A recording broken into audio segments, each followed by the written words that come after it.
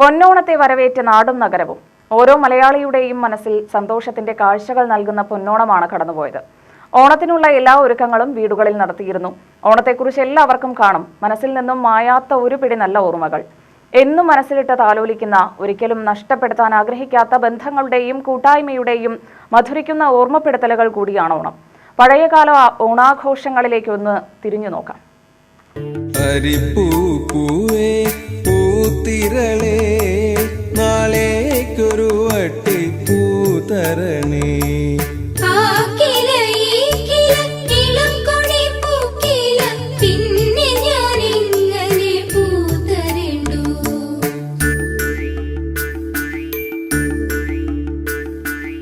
ഓണമായാൽ കുട്ടികൾ പൂക്കളമൊരുക്കുന്നതിന്റെ തിരക്കിലായിരിക്കും.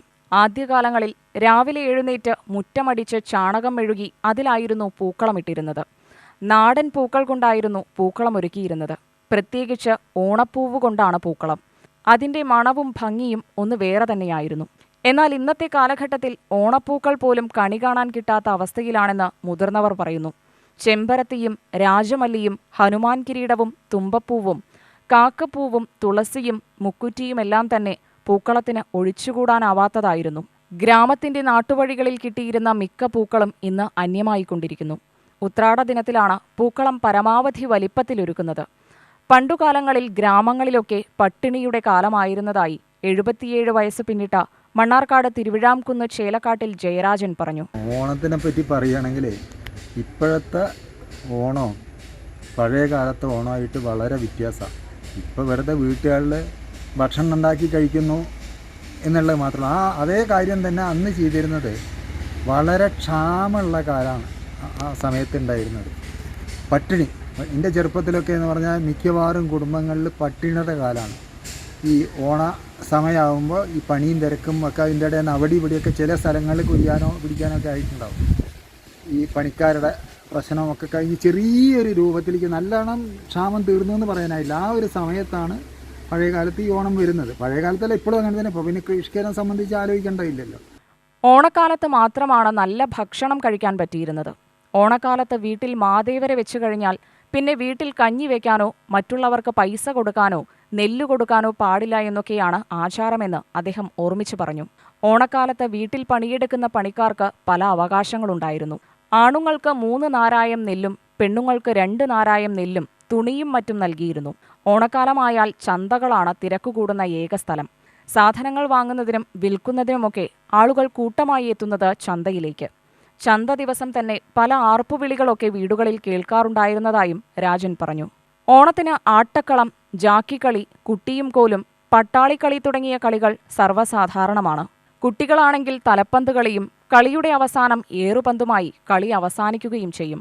സ്ത്രീകളാണെങ്കിൽ തുമ്പിതുള്ളൽ, പെണ്ണുകെട്ടിച്ചാട്ടം, ഉലയ്ക്കചാട്ടം, കൂർക്ക പറിക്കൽ കളി, ചോണനുറുമ്പ് തട്ടിക്കളി തുടങ്ങി കളികളിൽ ഏർപ്പെടുമെന്ന് 85 വയസ്സ് പിന്നിട്ട ചെത്തല്ലൂർ അമ്പലത്ത് കുഞ്ഞുമാളു അമ്മാൾ പറഞ്ഞു.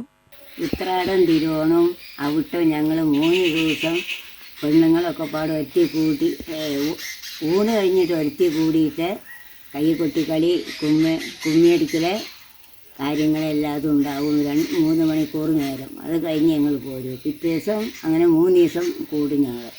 പിന്നെ ഞങ്ങൾ വീട്ടിലേക്ക് തിരിയും. തലമുറ മാറിയതോടെ ഇത്തരത്തിലുള്ള കളികളും ആചാരങ്ങളും ഇന്ന് നമ്മുടെ നാട്ടിലില്ലാതായി. പുതിയ തലമുറ ടെലിവിഷന്റെയും സിനിമകളുടെയും ലോകത്താണ്. പഴയ കാലത്ത് ഓണം പറയുവാൻ വേണ്ടി ദേശത്തെ പണിക്കർ സമുദായത്തിൽപ്പെട്ട മുതിർന്ന അംഗം വീടുകളിലെത്തുന്ന ചടങ്ങുണ്ടായിരുന്നു. ഓലയിൽ എഴുത്താണി കൊണ്ടെഴുതി അത് വീട്ടിലെത്തി വായിക്കുകയാണ് പതിവ്. പ്രതിഫലമായി പൈസ, അരി എന്നിവ നൽകിയിരുന്നു. ഇന്ന് ഈ ആചാരവും ഇല്ലാതായി. കുട്ടികൾക്കും മുതിർന്നവർക്കും ഓണത്തോടനുബന്ധിച്ച് കോടി വസ്ത്രം വാങ്ങി നൽകുന്ന ചടങ്ങ് വീടുകളിലുണ്ടായിരുന്നു. കുട്ടികൾക്ക് ധരിക്കാനായി വാങ്ങുന്ന ചെറിയ മുണ്ടിനെ ഓണമുണ്ട് എന്നാണ് പറയുന്നത്. മഹാബലിയെ വരവേൽക്കുന്നതിനായാണ് വീട്ടുമുറ്റത്തോ എറയത്തോ തൃക്കാക്കരയപ്പനെ ഒരുക്കുന്നത്. അരിമാവുകൊണ്ട് കോലം വരച്ച് അതിനു മുകളിൽ മണ്ണുകൊണ്ടുണ്ടാക്കിയ രൂപങ്ങൾ പ്രതിഷ്ഠിക്കുന്നു. വീടുകളിൽ മണ്ണുകൊണ്ടുണ്ടാക്കുന്ന മാദേവരെ വയ്ക്കുന്ന സമ്പ്രദായം ഇപ്പോഴും പുരാതന തറവാടുകളിൽ നിലനിന്ന് പോരുന്നു.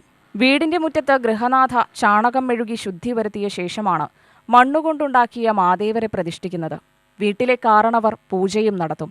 കൂട്ടുകുടുംബത്തിൽ നിന്നും അണുകുടുംബത്തിലേക്ക് മാറിയതോടെ ഓണസദ്യ പോലും കാറ്ററിംഗ് സമ്പ്രദായത്തെ ഏൽപ്പിക്കുന്നതായും പുതിയ തലമുറയിലെ ആളുകൾ പറയുന്നു. UTV news, Palakkad.